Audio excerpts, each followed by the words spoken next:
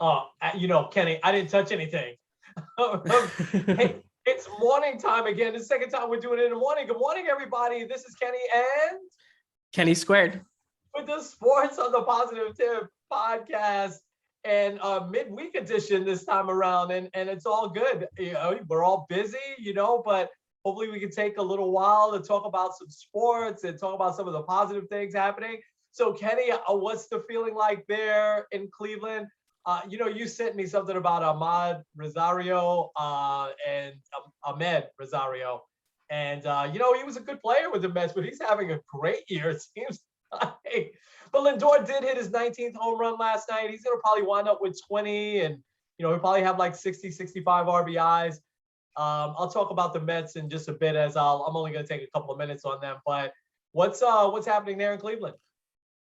As far as the Indians go, it's a very much, I don't know, you probably knew this, but Monday was their last home game. So it was officially the end of a 105-year era of being known as the Cleveland Indians. Wow. So there's a lot of mixed emotions with that. There are people that are very sad that it's changing, people excited for something new. To me, I hope that this just means that they'll actually start spending money. They had, I think at one point their payroll was scheduled to be lower than Trevor Bauer's salary. So they really need to kind of step it up to me, because when the Indians are good, soon to be Guardians, they'll be selling out left and right. Fans come out, but, yeah, the fans fill that place. But also, Cleveland, I'm now being here 6 years, I've realized it's much more of a football town. Yeah. Everyone's hyped about the Browns. Obviously a big game on Sunday, absolutely demolishing the Bears. Myles Garrett leading the way, setting the franchise record with 4.5 sacks. Justin Fields ended up netting, I believe, 2 passing yards. So just an absolute domination. Odell coming back was huge. Jarvis Landry is going to be out at least 3 weeks, so having Odell there will be good. Hopefully Baker does. It didn't seem like Baker was just I have to get the ball to Odell, which is what he did in the past, which I think is why he struggled, but it looked like he was kind of spreading the ball around a little bit. So Good things for them. People still have them as a top 10 team. So I'm excited about that. Okay. All right. Awesome. We'll get back to the NFL in just a bit because the state of New York football, oh my gosh. And this has just been going on for way too long. But anyway, let's jump into baseball. Hey, allow me to start with the Mets. I'll give 2 minutes on that because this is unbelievable pennant races going here with the Yankees. What was that for you? Funny. My condolences. Yeah, thank you. Yeah, I know. I figured that's what that was for. Listen, there were some positives to take out of this season. The Mets, they definitely fought hard. I never got the impression that they weren't playing hard. So that was a good thing. I don't know what to make of Luis Rojas. I probably would give him one more year, as this was his first full year. And also it was such a crazy year with losing DeGrom and all of the injuries that they had, especially that early part of the year. The funny part, when they had all those injuries, they were playing well. They were in first place. It's hard to have been in first place for as long as they were, and then to just turn the season, just take a turn. But I saw it coming, because even in July after the All-Star break, they really weren't playing that well. They would still sometimes take a series, they'd eke it out. But I'll just go by what my main concern is. And there was some bright spots, right? But my main concern, players that took, in my opinion, huge steps back where I thought they would take huge steps forward. Dominic Smith is one. I think he's still stuck on 11 home runs. He hasn't hit a home run since July or something like that. He's batting 244, wow, somewhere around that area. JD Davis, where he couldn't catch up to a fastball. There were just so many clutch instances that he came up in and that he didn't deliver on. Again, he was injured for part of the year. Grain of salt there, but I thought he took a couple of big steps back, as did Dominic Smith. I don't know what to make of Michael Conforto. This has been absolute awful year from him. Again, don't like to talk negative like that. Again, I never got the impression that he wasn't playing hard. I think he was trying, but there were a lot of times he just seemed lost. He had a couple of shining moments, a couple of big hits, but for the most part, it was kind of a lost season for him as well. And he's going into his free agent year, so he's better saying going to the Mets and saying, hey, just I'll accept whatever arbitration you give me, and give himself one more year to kind of, because I can't see, there might be some teams out there that see he still has a lot of potential, but he's not a kid anymore. So I don't know what to make of him. I thought it was a big backward step for him this year. I'll give you James McCann. I thought was a disappointment, but only because I think our expectations were a little too high. We thought he would hit better than he has. He really only had one or two really good hitting seasons. He's an excellent defensive catcher, so I got to give that to him. I think Marcus Stroman was a big, bright, shining light. I think we have to bring him back. I think he put himself in a great position. Taijuan Walker, I think, needs to have another season under his belt because he wore out, certainly in the second half. The DeGrom injury was certainly the turning point, in the season. Also, Brandon Nimmo being out as much as he was, I think, was a big turning point. Just a couple of more quick things. The tide is turning a little bit on them bringing back Javi Baez, and I'm kind of in the middle on that. I like Baez. He did, his last month has been excellent. He's dynamic in a lot of other things. He does remind me a little bit of Cespedes, although Cespedes wasn't a great defensive player. Baez is. He's just outstanding defensively, and he's dynamic on the base paths. He takes chances, makes things happen. And when he stops swinging at everything, he's not Vladimir Guerrero Sr., so he can't hit everything. He just doesn't have that talent. When he got more selective, he became a much better hitter. So his stats with the Mets have actually turned out to be very good. The thumbs down stuff bothered me, but I do like him as a player. He's well above average as a player. And if he continues to hit the way he did and be more selective, he could definitely be a 30, 35 home run, 100 RBI guy, which doesn't grow on trees these days, right? Edwin Diaz, I don't know what to do with him. He's got 31 saves. I mean, his stats for the overall season are going to be very, very good. But man, there were just 3 or 4 huge games that I could take myself back to where they were in the midst of that losing streak and they played this great game, against Washington. I remember was one game, and he just blew the save, and it's like he loses focus also if he comes in the 8th inning or comes in a tie game or something like that. I don't know what to do with him. Maybe he's more suited for the 8th inning. I don't know. I really don't know. But then again, where are you going to find a closer? I have no idea. So bright spot, I thought, is Pete Alonso. I think I'll take it. He's not going to hit 50, 55 home runs every year, but he is going to hit 30 to 35 and knock in 100, which is what he's going to do this year. And I'll take that. I think that, he played hard all year. He certainly tried his best. He had a couple of huge home runs, even in this down the stretch, but early in the summer, when he was in these home run slumps, he would just break out with a big home run here and there. So I think he took a couple of steps forward. Jonathan VR, who knows if he'll be here next year, but I thought he was just a revelation off the bench, and he wound up being, the starting third baseman, which probably wasn't the plans.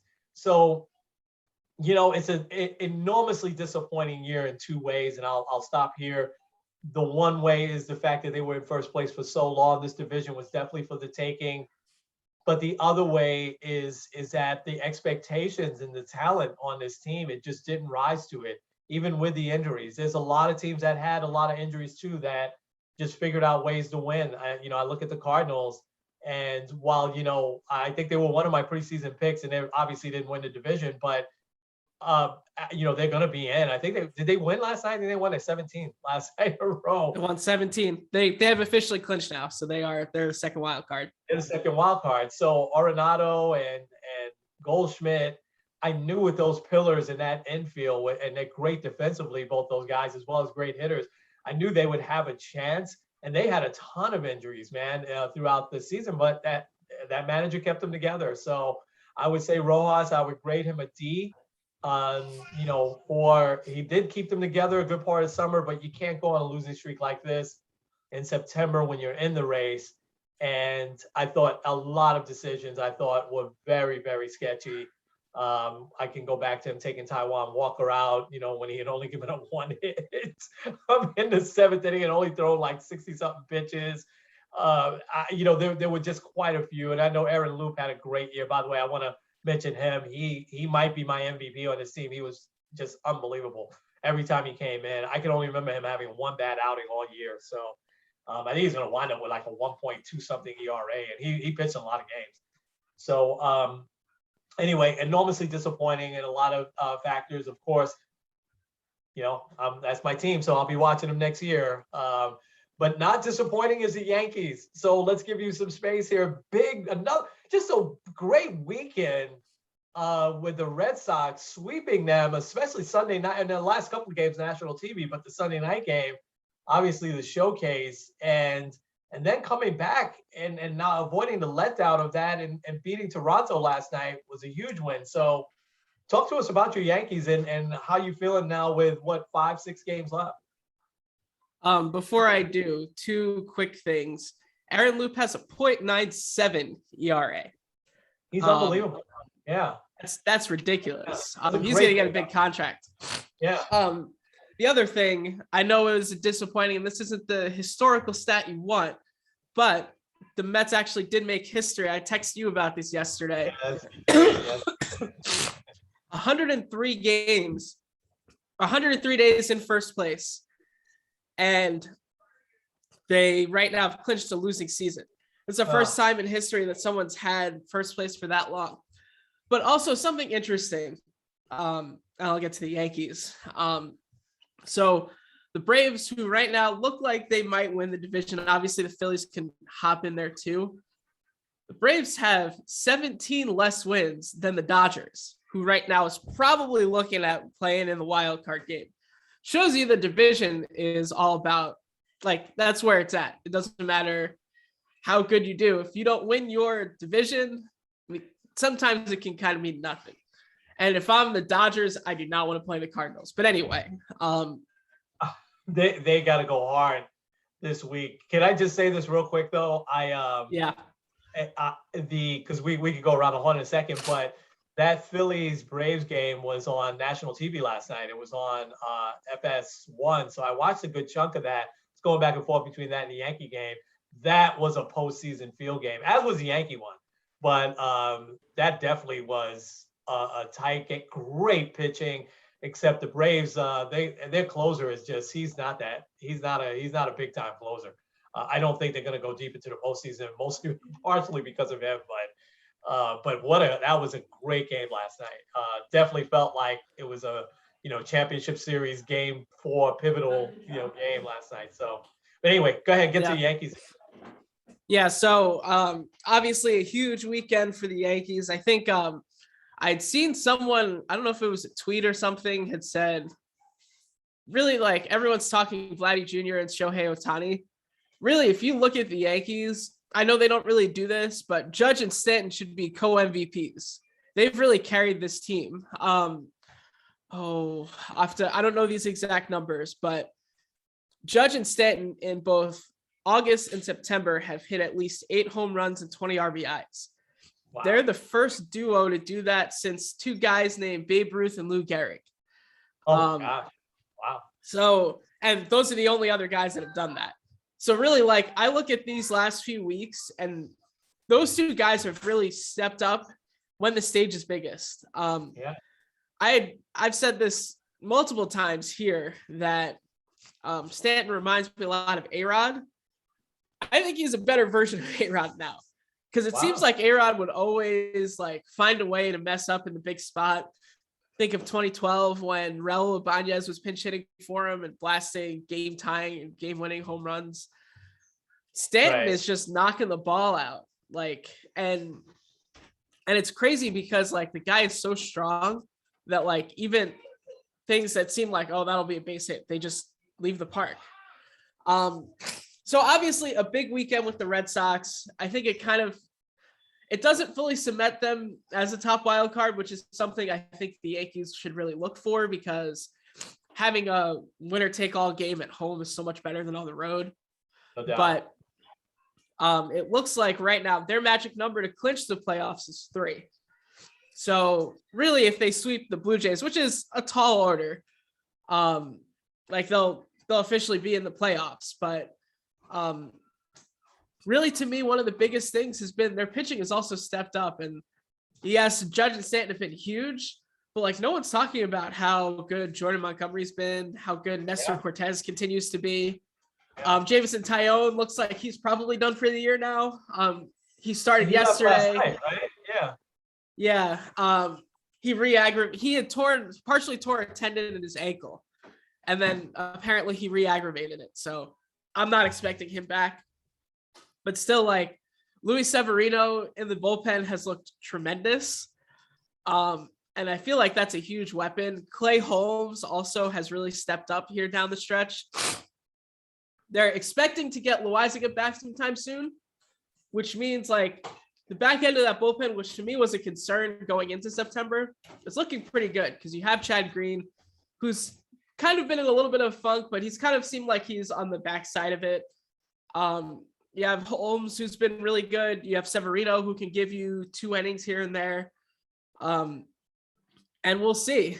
Really what it comes down to is you got Garrett Cole on the mound for potentially a wild card game. Obviously, the Yankees clinching the postseason will be big because then you don't have to burn him on short rest on Sunday. Right. But really, like, the Yankees just got to keep taking care of business. To me, if they go 2 out of 3 against Toronto, 2 out of 3 against Tampa, that'll be good. I don't know what to expect with the Tampa Bay series. Let me pull up the standings real quick. Tampa has 97 wins and Houston has 92. So they play each other now. So Tampa wins tonight. Then Tampa will have the best record of best record in the AL.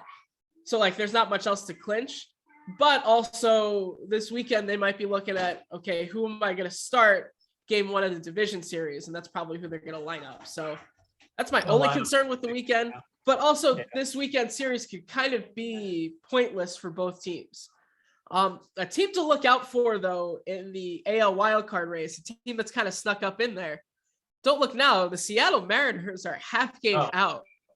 And they haven't made the playoffs in 20 years. Like that would be quite a story. Yeah. That's the longest drought in like all of sports. Yeah. That would be quite the story if they can sneak in there. But there is also a lot of competition. The Red Sox have the easiest schedule going forward. Although they lost yesterday to Orioles, they play 2 more against Baltimore and then 3 against Washington. So my guess is it's still going to be Yankees, Red Sox. That would be must-see TV. Garrett Cole against Chris Sale. That's the type of wild card you want. But and obviously this is jumping ahead. Should the Yankees continue to go on this postseason journey, they could have a path that goes Red Sox, Rays, Astros, which to me would be like, that's the one I want. Because I feel like if they make the World Series, which obviously like that they still gotta win the games, they gotta stay hot. Like that would be the one that you want. Obviously beating on your rivals. The Rays have been kind of the Yankees' thorn in their side the last couple of years. And obviously the whole thing with the Astros. Like, I feel like it would be like kind of like 2004 with the Red Sox. Like they had to beat the Yankees or get to the World Series. So you said a lot there. I think the Yankees. Can I go back one key that we said at the beginning of the year? Both you and I said that if Stanton and Judge were healthy, that was a big key for the Yankees. And I think that where Aaron Boone gets a lot of credit was putting Stanton in the outfield, just finally figuring out that this guy is really not a DH. And I mean, he looks like his last year with the Marlins. He's just hitting home runs every night. It's amazing. And he's hitting these rockets. And, it's like he had 59, I think, that year. So I think those 2 guys in the lineup together has made the huge difference. The American League is so much fun. You look at the Mariners, who they've never been to the World Series, right? They're one of the few teams that's never been to the World Series. Are they the only team that's never been to a World Series in baseball? They might be the only team. Right? They might be. Here, I'll look that up. The only team. So, and it's been a long drought for them. Their manager's done a great job with that team. Name 5 Mariners. I can't. So they've got they kind of patched it together there, and they went with a lot of youth, and it's just an unbelievable job. I feel bad for Oakland. So you're going to have a lot of teams in the American League that are going to have really, really good records, and they're going to be on the outside looking in. Oakland's going to be one of them. Either Toronto or Boston. Both of them obviously aren't going to make it. And so, that's what's going to make it really fun. Now, here's the thing. The most underrated manager of all time is Dusty Baker, in my opinion. And I got to tell you, I mean, the Astros doing this without George Springer, without Justin Verlander, without Garrett Cole, without some of the guys that really carried them over the years.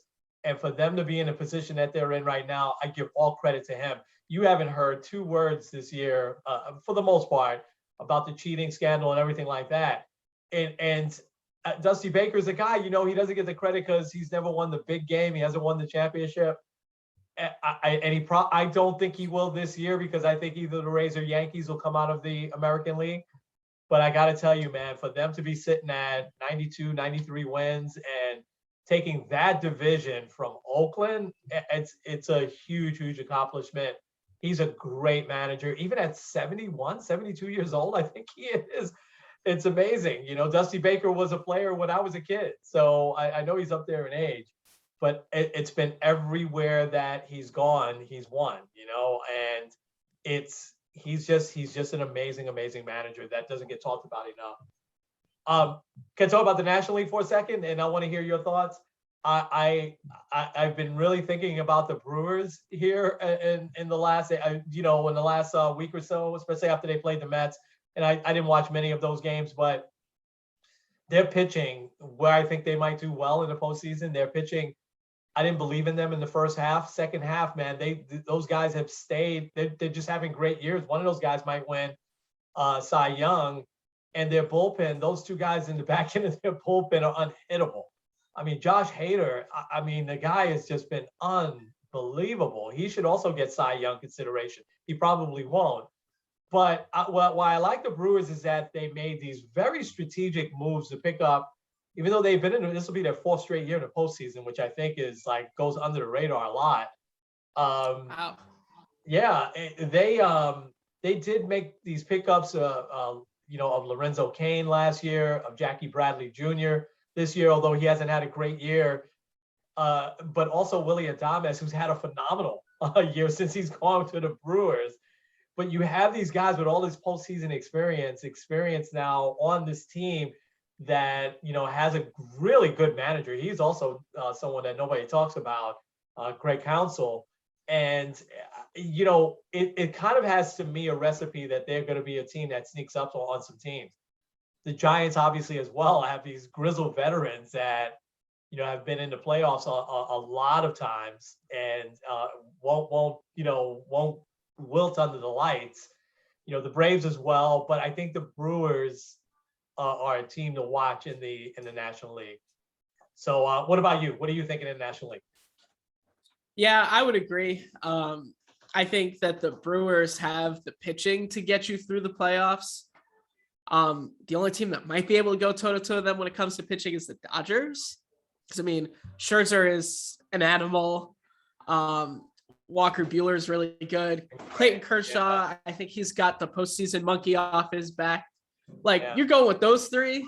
That's kind of hard to go. But obviously, you still have to win. You got to beat the red-hot Cardinals. But I do think the Giants are a force to be reckoned with because they have they have guys that have won multiple World Series.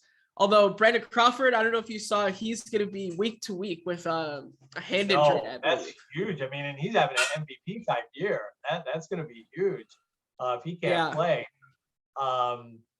It's going to be fun. I love this time of year. It's just going to be fun. I'm going to try to catch as many games as I can. It's hard to catch some of them because it's different times and different. You don't know what channel they're on at times. So. But it's gonna be fun.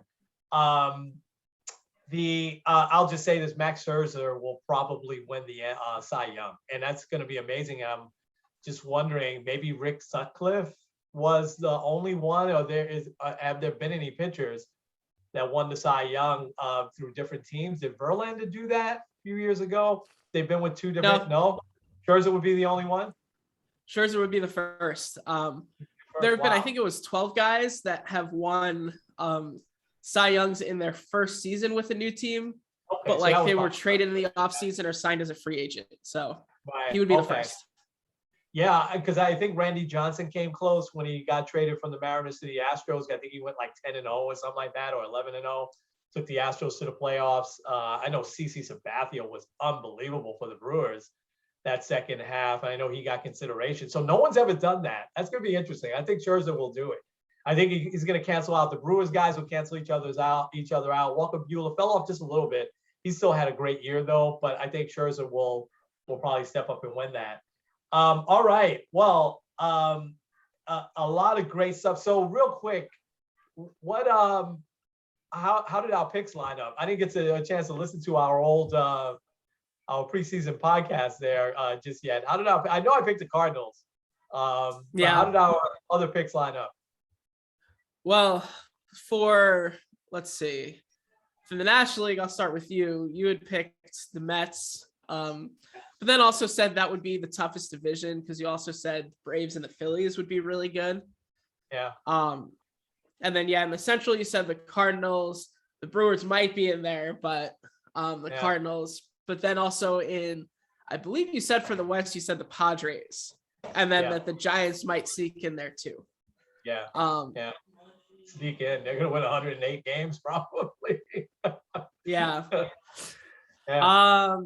American League, I think you had said the Yankees. I believe you said the White Sox and the A's. Yeah, I definitely picked the A's. And I think I pretty much agreed with you on all those fronts. Yeah. Okay. All right, so we're close. We're really close actually. Yeah, just not bad. Not too bad. And the Cardinals not the division, but at least they're getting it. I'll say this last thing, and we'll switch over to the NFL. I hope the Cardinals aren't the 2007 Rockies.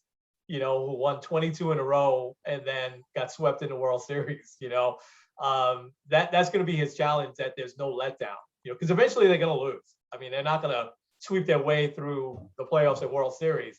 So, hopefully that's a good manager there. So hopefully he keeps them focused so there's not a letdown. All right, NFL has been unbelievable, and I haven't watched as many games as I would have liked this early. But some of these games, I mean, what stood out to you on Sunday? The 66-yard field goal from the kicker for the Ravens. Some of these comebacks and these, winning on the last minute, and then we'll switch over and talk about. We have to have hope, right? We're Christian brothers. We have to have hope in the Giants and Jets that this is going to eventually turn around. Well, what were some of your overall thoughts in these first 3 weeks? This is week 4 already coming up. First 3 weeks of the NFL. Yeah, well, the craziness of last week, I for a little bit, or a Sunday, I watched some NFL Red Zone. So the bouncing back and forth it's always fun. Watching the kick six, the field goal return for a touchdown by the Jags, which they were attempting a 68-yard field goal. Yeah. And then they just returned it. By the way, I don't know if you've watched the call from Gus Johnson on that.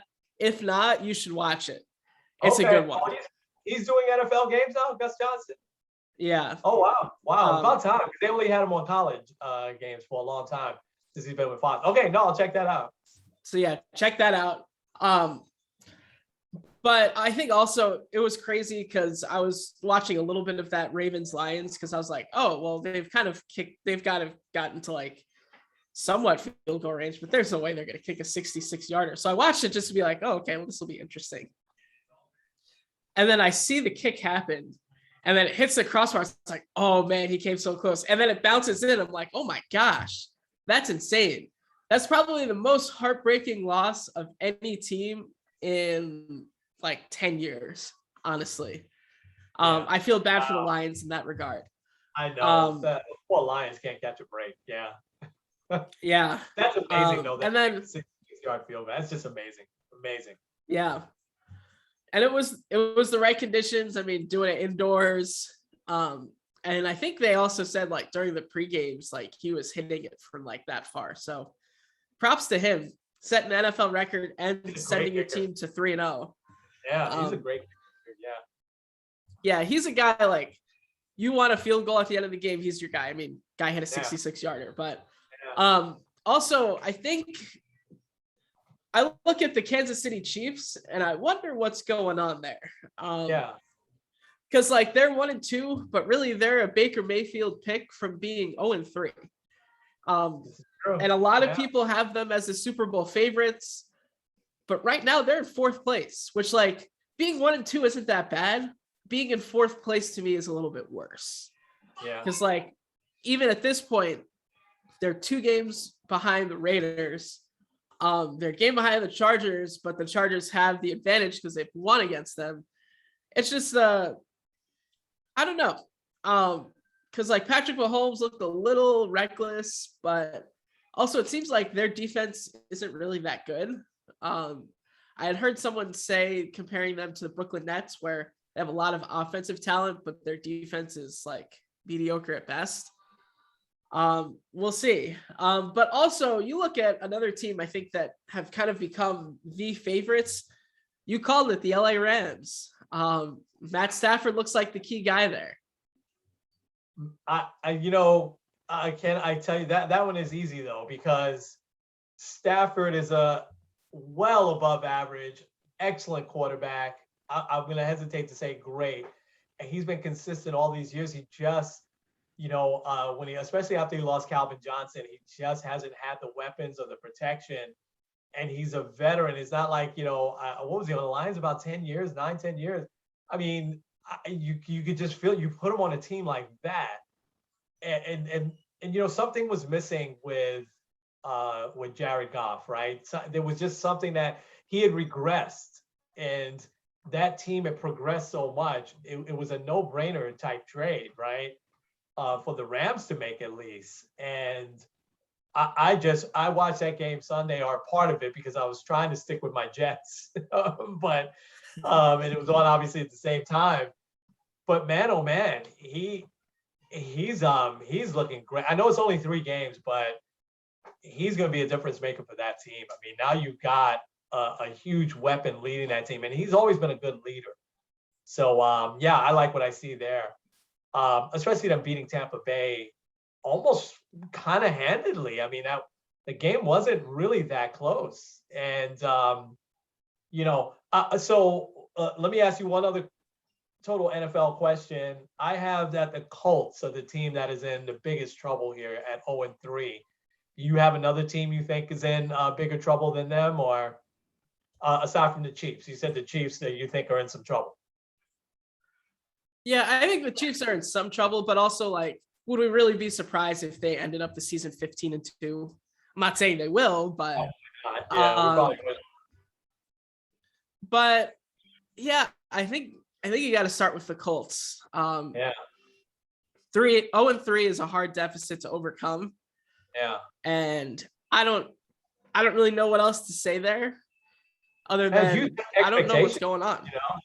I don't either. They have huge expectations, but again, another new quarterback, so it sometimes takes a while for that to settle in. So I'm not sure what to make of them as well. All right, I'll talk about the Jets real quick. You hit the Giants.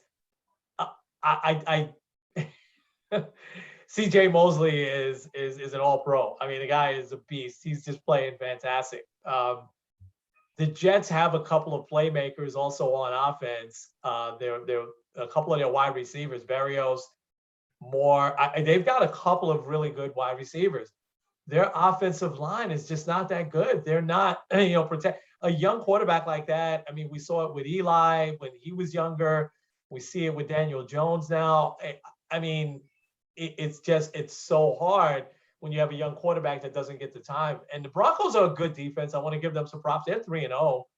They go into a tough time in the schedule now, but it's tough to watch though, because it's not compelling football yet. At least if they lost 26-21 or something like that, I could live with that. But I never got the feeling that they were going to score. Well, after like the first half, I was like, I don't think they're going to score here in the second half. Denver has them totally figured out. They're rushing guys from all over the place. They're blitzing all over the place. And their quarterback has talent, but he's just not ready for prime time yet. It's going to be a long year for the Jets. Again, I think if we believe in the coach and the path that they may be on, and like I said, they've got some playmakers that eventually will break through, but they don't really have a good running game though either. But I think it's going to be a long year for the Jets. How about your Giants? Yeah, the state of New York football was bad last week, and it's worse this week. The Giants, for the second time in 2 weeks, losing on a last-second field goal. It is very heartbreaking. Yeah. Staying positive, though, Daniel Jones seems like he's doing pretty well. He actually, ironically, again, is leading the team in rushing. I don't know if that's a good thing or a bad thing, but Saquon Barkley has looked pretty good now. Had his first touchdown of the season last week. And I don't really know what else to say. It looks like also things are about to take a downturn because they've lost now Sterling Shepard to a hamstring injury, Darius Slayton to a hamstring injury, and probably their best defensive player, Blake Martinez, tore his ACL, so he's done for the year. His injuries are and for crazy. a team that's already 0-3, yeah, I don't really have at this point. I'm like, okay, so who we drafted number 1 overall? Right. I don't know what else to say. Yeah, I'll say this though: the Giant fan base is different than the Jet fan base. You and I have talked about this a little bit. These are folks that are older, or they've passed these season tickets down through generation after generation after generation. It's an event to go to a Giant game, right? For the core longtime Giant fan. And the core longtime Giant fan to me is very, very patient as well. And to hear them booing the owner and booing the tight end, who's one of the really good players that they have, booing him practically off the field, it tells me that it is about to get ugly, that this fan base is running out of patience. And where the Giants, they've always been a little bit like the Knicks in this sense, right? I always felt like the Knicks always know that the fans are going to show up. The Mets don't know that. Not even the Yankees know that. The Jets definitely don't know that. The Rangers are a little bit like the Knicks. The fans are going to be there. But the Giants have kind of always had that mentality as well. And because they know they've got this great embedded fan base, to hear them boo the owner the way they did at halftime of what should be just the celebration of Eli Manning, which, by the way, they're fantastic. I got to watch some of them again on Monday night. They're just that is just a must-watch TV. But anyway, I just their fan base is losing patience, and that's not a good thing. And it's only week 3. This season could get ugly, like you said, fast. More ugly than I think the Jet fan base. They like the quarterback. They like the coach. I think they're going to be patient this year. I don't think that the Giant fan base is going to be patient. It's just for them to boo the owner, which they never did before. They never did before. And again, you and I have talked about this. That's a different fan base. That's sort of like a Pittsburgh Steelers fan base. Green Bay Packers. Chicago Bears even. They're definitely a different fan base. So anyway, all right, it's time for fun facts. What's your fun fact? Or you want me to go first? I'll be glad to. And you can doesn't wrap matter this to up. me. Yeah, you can wrap this up. Okay, that's fine. 80 years ago was a special season, 1941 for MLB. And that was obviously the season that Ted Williams hit 400. He hit 406. So a couple of interesting facts that I think you know, but one I think you don't know. Going into the last day of the season, Ted Williams was batting 399.6, 3.3996. So he would have gotten credit for 400. His manager goes to him and says, "Do you want to sit out today and play?" He had a doubleheader, and he said, "I'm playing." Okay.